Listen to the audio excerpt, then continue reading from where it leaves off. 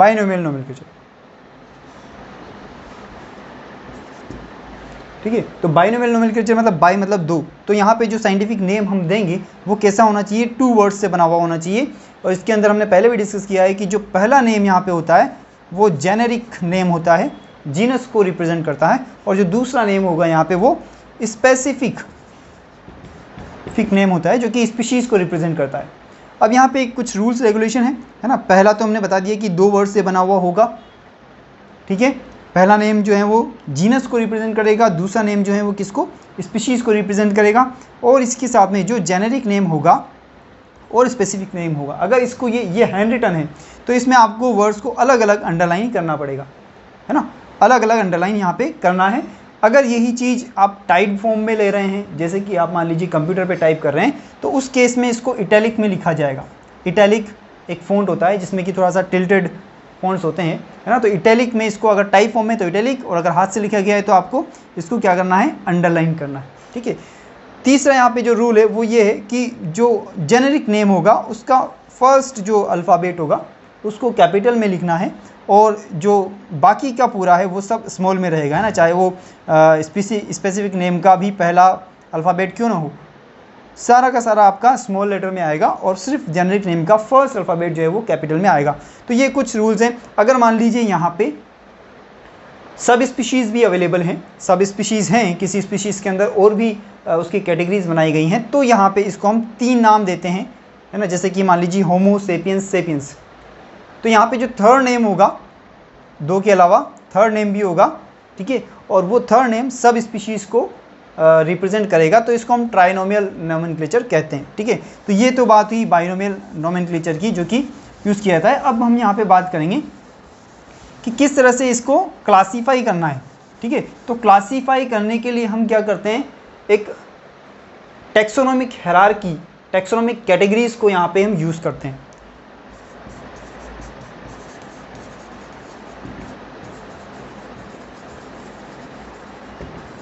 Taxonomic categories को use कर, भाई जब आप क्लासीफाई कर रहे हो, क्लासिफिकेशन आप कर रहे हो, तो classification is not a single step process, है ना। एक सिंगल स्टेप में आप उसको क्लासीफाई नहीं कर सकते, आपको उसको बताना पड़ेगा कि भाई ये किस किंगडम से बिलोंग करता है, किस फाइलम से बिलोंग करता है, कौन सी क्लास से बिलोंग करता है। तो यहाँ पे एक क्या होता है, सीरीज़ होती है, अलग अलग यहाँ पे लेवल्स होते हैं, है ना, तो हर एक लेवल को आपको यहाँ पर डिफाइन करना पड़ेगा। जैसे कि टेक्सोनोमिक कैटेगरीज के अंदर क्या होता है कि कुछ मैंडेटरी टेक्सा होते हैं, कुछ मैंडेटरी कैटेगरीज होती हैं, उसके अलावा कुछ जिसको कि ऑब्लिगेट कैटेगरी भी बोला जाता है, ठीक है, उनके अलावा भी कैटेगरीज हो सकती है उसको और ज़्यादा अच्छे से डिफाइन करने के लिए। तो कौन कौन सी कैटेगरीज हैं जो कि मैंडेटरी हैं, जो कि ऑब्लिगेट कैटेगरीज के अंदर आती हैं, ठीक है। तो सबसे पहले आप डिफाइन करेंगे, सबसे पहले यहाँ पे आप डिफाइन करेंगे किसको, किंगडम को, किस किंगडम से वो बिलोंग कर रहा है। प्लांट किंगडम है, एनिमल किंगडम है, मोनेरा है, प्रोटिस्टा है, फंजाई है, क्या है ना। तो यहाँ पे हम किंगडम को मेंशन करेंगे सबसे पहले। फिर उसके बाद में आता है, अगर एनिमल है तो फाइला आएगा, ठीक है, एनिमल है तो किस फाइला से वो बिलोंग करता है, किस फाइलम से वो बिलोंग करता है। अगर प्लांट है तो उस केस में फाइला की जगह हम डिवीज़न यूज़ करते हैं, डिवीज़न वर्ड को यहाँ पे यूज़ किया जाता है ना। किंगडम आएगा, फाइला आएगा, फिर उसके बाद में आएगी क्लास, ठीक है। क्लास को एक क्लास के अंदर एक से ज़्यादा यहाँ पे ऑर्डर्स हो सकते हैं, ऑर्डर्स। क्लास के बाद में क्या आएगा, ऑर्डर आएगा, ठीक है। ऑर्डर के बाद में आएगा फैमिली, फैमिली के बाद में आएगा यहाँ पे जीनस, और फाइनली यहाँ पे आएगा स्पीशीज़,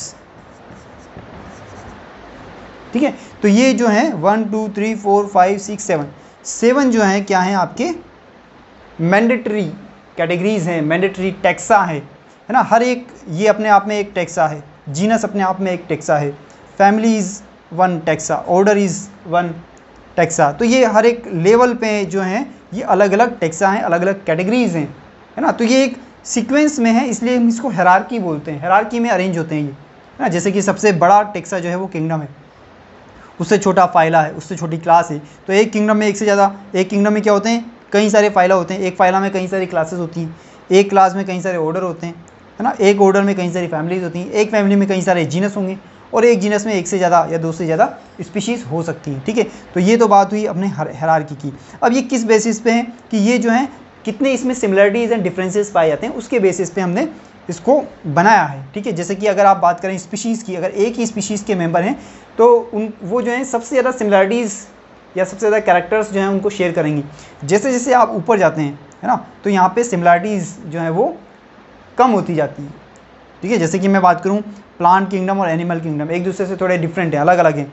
उसके अंदर जो फाइल आते हैं हो सकता है उनमें कुछ सिमिलरिटीज़ मिल जाए। प्लांट एनिमल किंगडम में जो है तो उसमें जो एनिमल्स होंगे सब में कुछ समानताएं पाई जाएगी। प्लांट किंगडम है तो उसमें कुछ ना कुछ समानताएं ज़्यादा हैं, जैसे कि सेल वॉल होगी, उनमें फोटोसिंथेसिस होगा, है ना। तो जैसे जैसे आप नीचे जाएंगे सिमिलरिटीज़ मिलती है। एक ही स्पीशीज़ में पाए जाने वाले प्लांट्स एक जैसे दिखाई देंगे ऑब्वियसली, है ना।